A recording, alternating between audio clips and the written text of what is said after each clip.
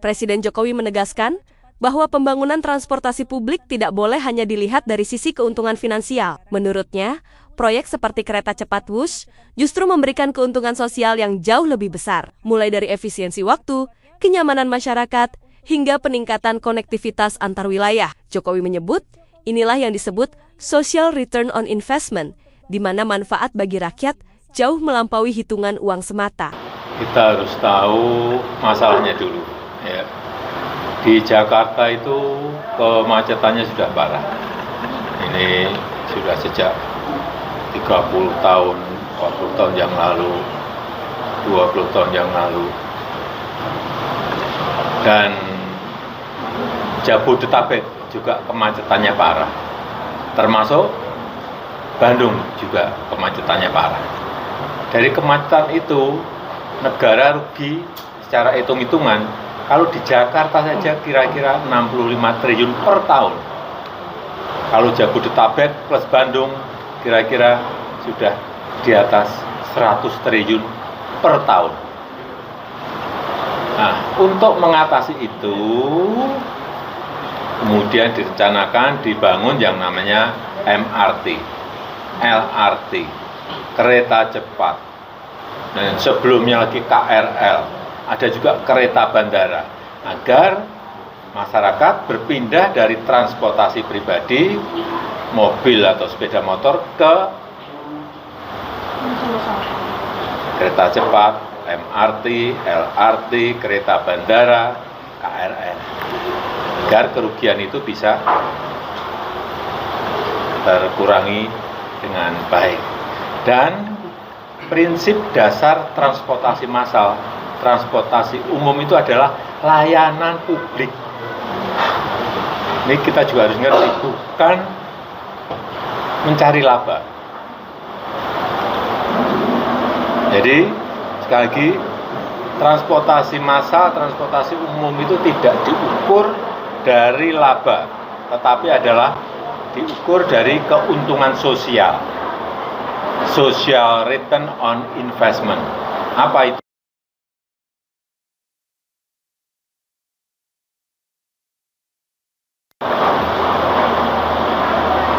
Produktivitas dari masyarakat menjadi lebih baik. Kemudian apalagi polusi yang berkurang, waktu tempuh yang bisa lebih cepat.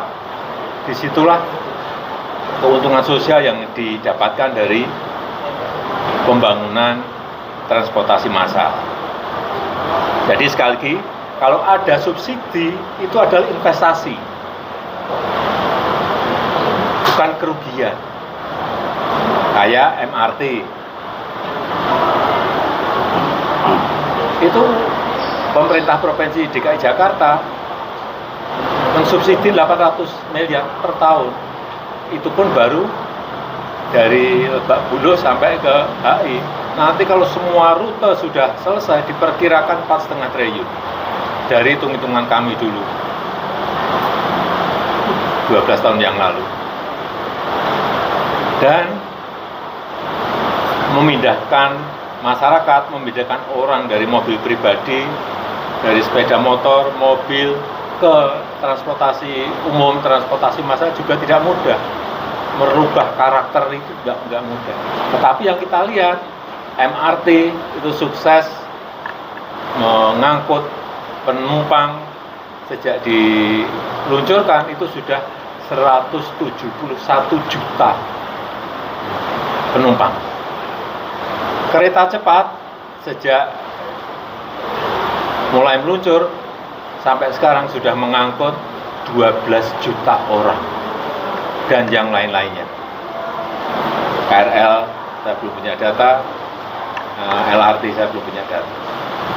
Tetapi dari MRT tadi 171 juta penumpang, kemudian kereta cepat 12 juta penumpang, itu patut kita syukuri karena sudah ada pergerakan perpindahan dari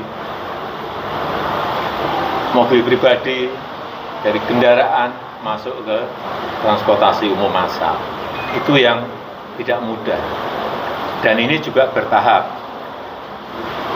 tidak langsung orang berbondong-bondong ke transportasi massal yang kita miliki, tidak. Jadi sekali lagi kita juga harus berhitung multiplier efek ekonominya. Contoh kayak kereta cepat menumbuhkan titik-titik pertumbuhan ekonomi, kemudian juga menumbuhkan UMKM, warung-warung yang berjualan di titik-titik pertumbuhan ekonomi baru itu. Kemudian wisata juga di Bandung, saya kira dengan adanya WUS juga bisa meningkat dengan baik nilai properti juga naik karena adanya WUS. Saya kira kemanfaatannya seperti itu. Dan sebagai pembanding, kalau kita lihat transportasi massal di negara yang lain juga sama, hitungannya pasti adalah itu hitungan investasi, baik di Korea, di China, di Jepang, di Eropa, seperti di Metro Paris, itu subsidinya juga hampir 50%. Di London Underground, di metronya London itu juga sama, subsidinya hampir mencapai 50%. Jadi itu sesuatu yang memang harus kita pahami. Artinya kalau untuk hitungan kerugian itu sudah diprediksi sebelumnya, Pak? Itu pun kalau penumpangnya sekarang per hari kan kayak bus itu sudah 19.000 dan sudah mencapai penumpang sampai 12 juta penumpang. Itu kalau setiap tahun naik orang berpindah, ya kerugiannya akan semakin mengecil. Ini kan baru tahun pertama. Mungkin diperkirakan EBITDA-nya juga sudah positif dan diperkirakan akan lebih turun lagi setelah 6 tahun. 6 tahun. Kalau untuk perkiraan, karena ini tergantung perpindahan orang ya, dari transportasi pribadi ke transportasi massal. Kalau tanggapannya yang kerugian bus ini tidak ditanggung APBN, seperti apa? Itu kewenangan pemerintah. Saya nggak mau jawab. Saat driver kesulitan mencari kembali Pak. Dari sekian banyak yang sudah dilakukan cuma itu yang sudah.